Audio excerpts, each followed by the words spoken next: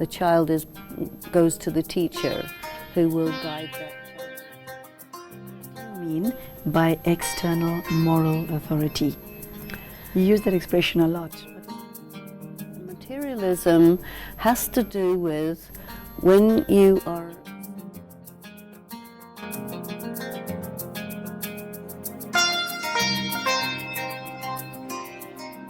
Hello, it's great to have all of you back here with us in the course in Values and Spirituality.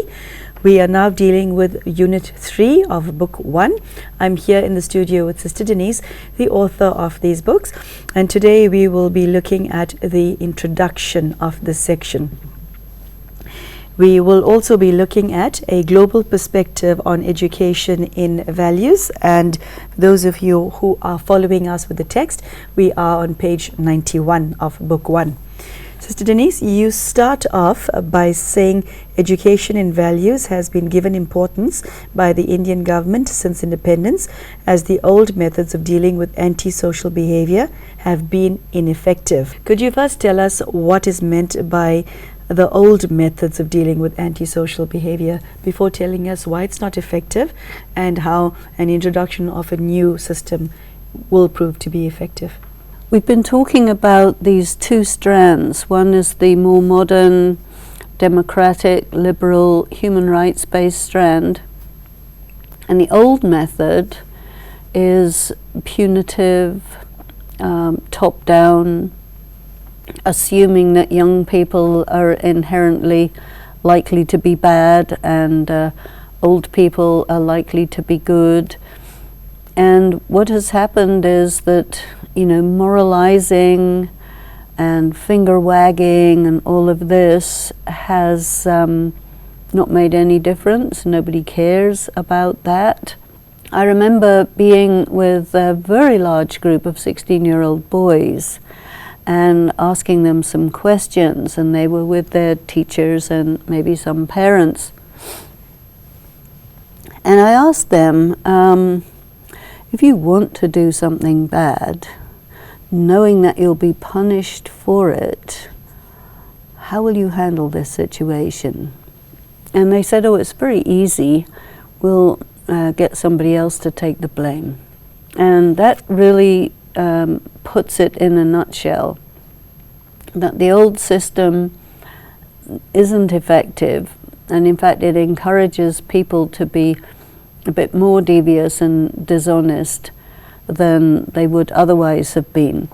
And so now we're looking at very new ways of encouraging people to really follow the voice of conscience and do the right thing, not out of fear, not because of punishment, but because it is much more profitable to do the right thing. Spiritually profitable. Spiritually, physically, in every other way. You go on to say, our leaders have not succeeded in solving the crisis, and the authorities of religion, sociology, politics, media and education are also compromised by corruption and dishonesty. Are they aware of this? I think it's pretty widely known that there is a lot of corruption in all of the different areas of the state, actually, because it's been widely publicized and there's lots of people who try to address the subject. There are even political parties that ride on a ticket of, I will take out corruption, and then they get shown up to be corrupt as well, So corruption is very much entrenched in how things are done in India, and it's really connected with the clash of the archaic social attitudes and values and then the modern democratic, liberal, human rights-based, honesty-based approach. And these two ways just are not compatible. So from the angle of law, it's all corrupt. From the angle of the archaic values, well, that's how we do things. And they've always been done like that. And nobody minded before, so why are you minding now, kind of thing. But, the prevailing thinking is not with the archaic social values. People really give a lot of importance to human rights, to liberal policies, to the democratic processes, to these values are considered higher than the archaic values. But there's still a problem because of compartmentalization, where somebody on one hand will say, yes, human rights, liberal values, and so on. And then on the other hand, when the situation arises, they'll go for the other way of doing things and keep these two parts of their lives separate. But of course, the law of karma, we've been talking about that, the law of karma doesn't recognize compartmentalization. If you do something which is against the principles of karma, good karma, you will pay.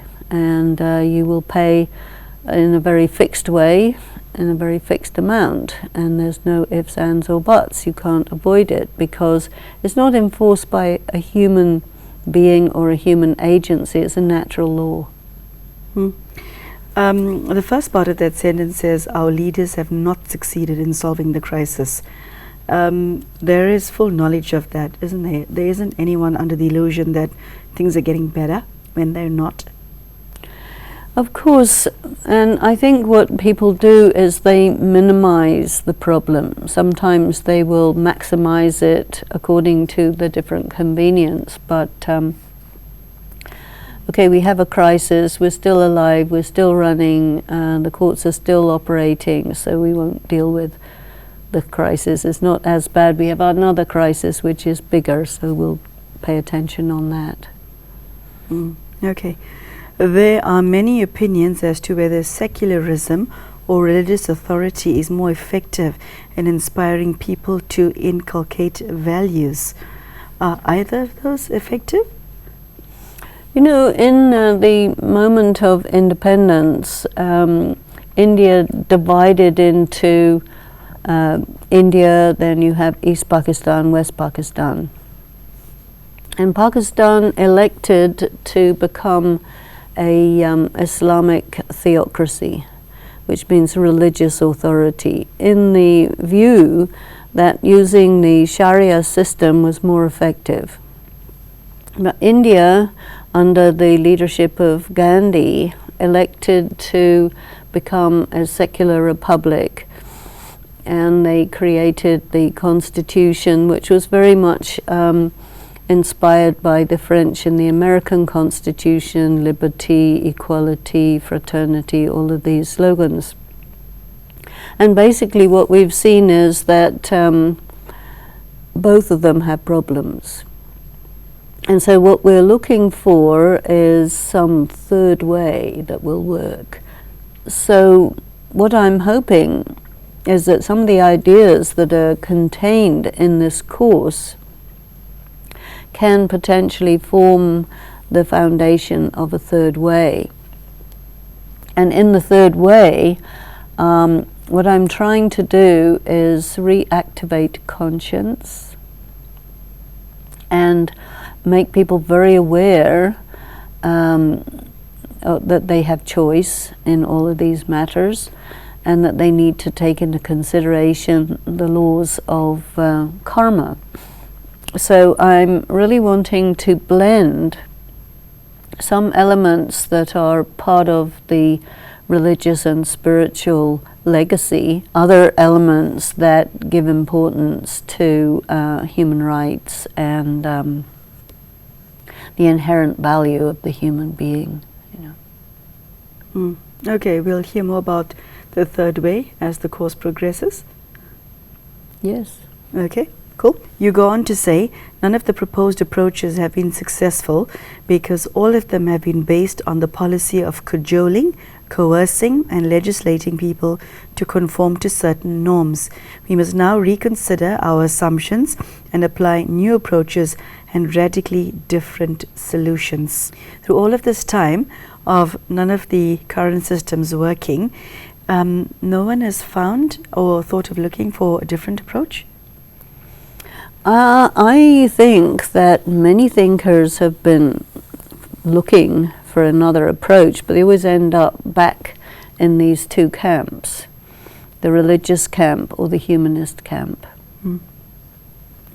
And the problem is the morality being skewed towards the patriarchy and not considering men and women on an equal footing, being under the influence of or preferring man-made laws to working with the laws of karma. And that's because they didn't have enough information about the laws of karma, because the laws of karma are basically described by different religious philosophers. And the difference in this course, according to me, is that the spiritual knowledge that is given by the Supreme Soul is much, much more complete in comparison with spiritual knowledge that you find in the traditional religious literature. And there are certain areas where there are variations, quite big variances. So I felt that, and I experimented with this a great deal to see that if this material is true, if this information is true, then it should work. And this is why it's very much of an experimental course, because we see whether it works or not fairly quickly. And when I was asked to write this, it was because the traditional methods didn't work. And my main effort had been to try to pinpoint where it doesn't work and why it doesn't work, and is there some missing ingredients which we can include so that it does work. And I feel that we did succeed in doing that. And so as it were, the proof is in the pudding. So we have to see, as more and more people start using this according to the intended way of it being used, what exactly happens to their lives. So I did a bit of surveying and checking with people with the results after having taught it for a few years in different environments. And I found that definitely the people who studied this raised the quality of their values in all cases. That's very beautiful. Very heartwarming to know that it has such an effect. Okay, we go on to paragraph 2 on page 91, where you start off by saying it considers approaches, this unit considers approaches which focus on universal core values acceptable to most religions, nations and cultures. And this caught my attention because it's refreshingly new and not found in any constitution of any country in the world. People are viewed in terms of their physical, emotional and spiritual dimensions, thereby differentiating between consciousness and the human body. Very important. Yeah. So I think I and the viewer needs as much detail on this as possible. One of the reasons the course material is so thick, you see, we've got all these books, is because we have to go into it in detail. And so by the time we get to module 4, which is called Consciousness and the Divine, now we really go into the detail of exactly what consciousness is, and it's an entire book. So by the time we reach that book in our discussions, we can understand that there will be several episodes on that. And the way that we've structured this course is we first of all have to really see what the context is, and then narrow our approach to different elements, and then expand on those different elements, and then bring us back to a holistic view of how this all fits into the bigger picture. You see, so we're not we're studying in actually quite a holistic way. We're not just going from somewhere to somewhere and just going in a straight line. We keep going to the big picture, then we go to another area, see how that fits in the big picture, and so on. You go on to say at the bottom of page 91, all human beings are endowed with the ability to think, to reason, to respond emotionally and rationally to day-to-day moral challenges, and it is in consciousness that values reside. This was one of those moments where I put down my marker and stared at the ceiling for half an hour to digest this. This is powerful stuff. Well, this is it. People think that values reside out there. And values are, importance that is assigned to something by a person, a thinking, reasoning, living being. And these spiritual values don't exist in the physical world. But people are so oriented to the physical world that they look for spiritual values in society.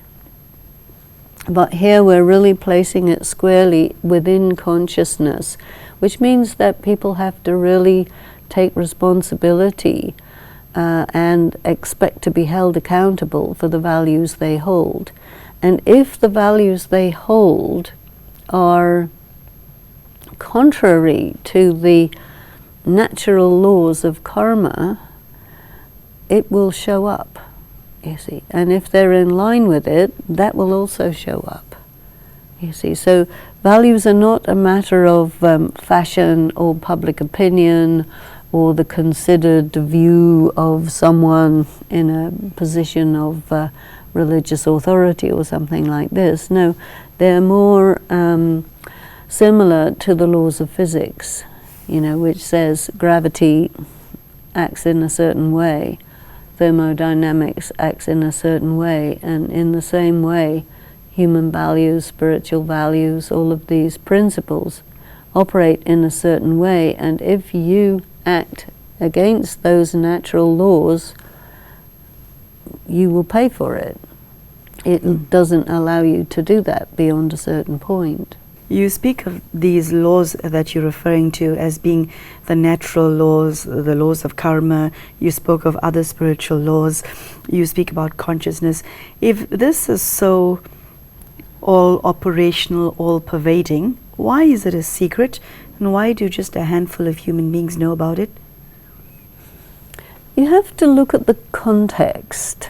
You see, we live in a context of traditions, of religions, of belief systems, of superstitions, of preconceptions and prejudices, which are very, very powerful.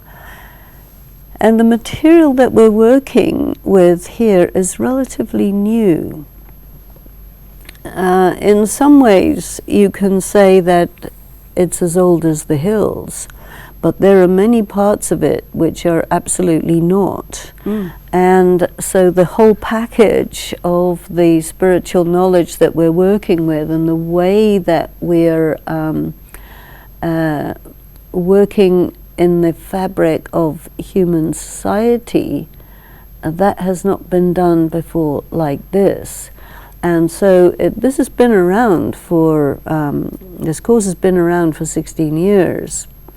And it's been experimented with in all kinds of different countries and different educational establishments, different age groups, different gatherings of different types of people. And anything new like this has to be tested in all sorts of different ways. And now we are discussing it on the air, so that people can then have another level of access to it, and we see how this goes and what the consequences are. We have to be very much open to the feedback that comes. You end off this by saying, we look closely, therefore, at the aspects of consciousness that relate to the development or loss of values. What do you mean by the aspects of consciousness? Well, consciousness is very subtle. Yeah, I would say. Has anybody ever seen a mind? No. You have one, but you don't know what it looks like. You don't know quite how it functions, but you know that you have one. Then you have intelligence. You know, people are always trying to figure out what exactly is intelligence. You know, are animals intelligent? Can spiders hear us? You know, there's all these kinds of experiments that go on to ascertain once and for all what the different aspects of consciousness are.